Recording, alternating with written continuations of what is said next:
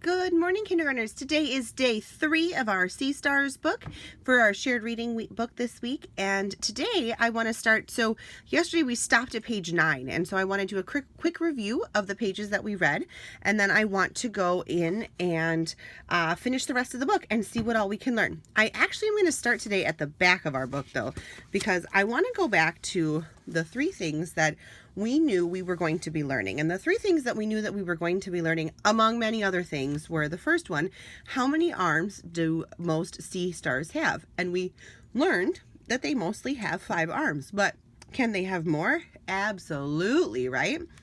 We also learned this one I thought was crazy about what happens when a sea star loses an arm. It grows back. That is such a wow to me. Now, this number 3 one, I hope, or I know we'll get to it today because it's and we'll read the rest of the book. How does a sea star eat a clam? I just think this is so interesting because we have a starfish, a sea star, and then a clam. And a clam has a hard shell, and then the meat is on the inside. And I just think that's so incredible that we're going to learn about how this creature that just kind of crawls around and uses suctions, how it's going to open a shell. So I'm excited about learning about that. All right, so we learned about a sea star is also called a starfish. Sometimes when I'm rereading a book, I look at the bold word because I remember, oh, that was a word that was important. And then that jogs my memory about what this page was. Because sometimes there's so much information in a book that you can't read it all in one day, right? All right, so this one we learned that they live in the sea, but they're not actually fish. They're not fish because they don't have fins and then they can't swim. And we learned that they crawl. And we learned that they crawl, and actually I'm going to jump a page here, on the underside of their body, they have 100 little feet. And all these little feet act like little suction cups, and they help them to hold on and to grip on rocks. And I'm thinking about things in the ocean are pretty like wet and slippery, and so that must be how they hold on to.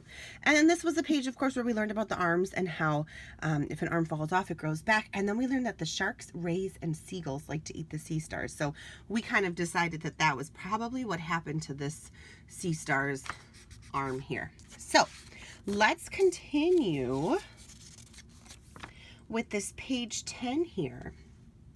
Sea stars eat clams, fish, and other sea animals. When a sea star wants, this is going to tell us how it eats one. Okay, are you ready? You can read it with me. When a sea star wants to eat a clam, it climbs on top of the shell. It uses its little feet to tug open the shell and get the food inside. Oh, that is so cool. So it uses its feet, all those little tiny suction guys, and it uses its little feet to tug open the shell and get the food inside. That is so interesting.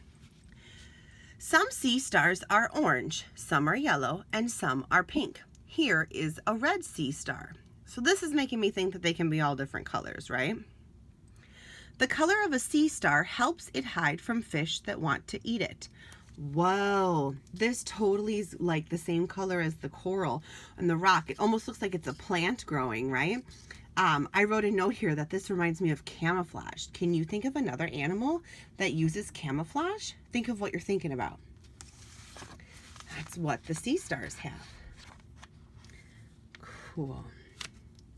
Most sea stars have bumpy skin. The bumpy skin helps them hide. It helps them look like the rocks in the ocean.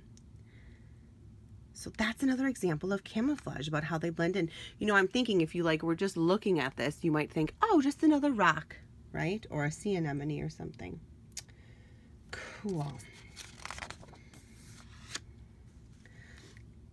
Oh, I've been dying to learn about this. Sea stars have eyes. They have eye spots on the ends of their arms. A sea star's eye spots help it to find food. So wait a minute. What is the job of the eye? To help it find food. How do you think it does that? I'm wondering, it must look around and notice fish swimming, or notice clams, right? Maybe as it's crawling around, it kind of uses it's pointing like a camera. Interesting. Oh my goodness. Okay, so now, kindergartners, we have a couple things I want to do. We've learned like so much about sea stars. I want to go back to this one. So how does a sea star eat a clam? What did we learn about? Okay, so it uses its feet. I'm going to prop this right here. It uses its feet to hold the shell and open it up. Wow. And open it up. Wow. How interesting. Okay, now kindergartners, let's go back here. That first day before we even read this book, we looked at this diagram here of parts of a sea star. And I want to look at this again and think of like, is there more information that we could add to this? Like, where could we add some more information? So one thing I'm thinking about for sure is I would love, oopsies, I lost my sticky notes here. I would love to add a sticky note here next to feet.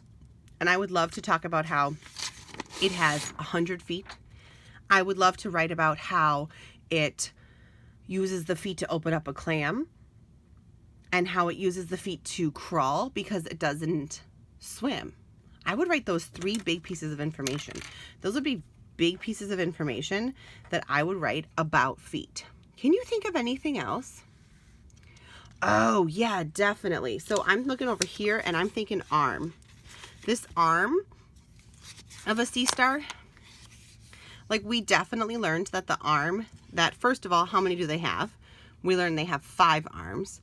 We also learned that they'll grow back if they lose one. And we learned that some sea stars have more than 5. So lots of great information, kindergartners. We just learned so much today, and I can't wait to come back tomorrow. Tomorrow, we're going to go back and reread our book, and then we're going to give some really good details about some different parts of the sea star. So great work today.